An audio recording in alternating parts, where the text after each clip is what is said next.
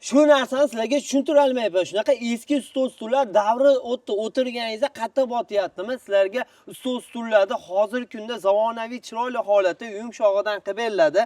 Machalkalari ham 12, 14, 18 gacha qalinlikda ketaveradi. Shu ko'rib turgan joylaringdan chiroyli holatda 2 million 700 ming so'mdan boshlanib, yuqoriga qarab ketaveradi. 4 million, 5 million, 6 millionga ham bor. Eng asosiysi sifatlariga va soniga qarab ketaveradi. Aynaklari ham kolonli bo'ladi, sinmaydigandan bo'ladi.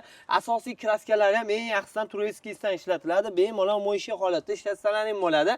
Undan tashqari bonuslar qilib berilyapti. Agar siz 24 talik stol oladigan bo'lsangiz, shunaqa bir kishilik spaniyimizdan qo'shib beriladi. Yo bo'lmasam 12 talikdan yuqorisini oladigan bo'lsangiz, oyoq kiyim qo'yadiganlar qo'yib beriladi. Xolasingiz dastlabkasini tanlang, xolasingiz ko'rpachasini tanlang. Eng asosiysi akalarimizga oz foyda qo'yib tezda Qurbon hayitiga kattagina chegirma qilib berishyapti. Pastda nomerlar bor, Ravshan medalini salang qilib beringlar.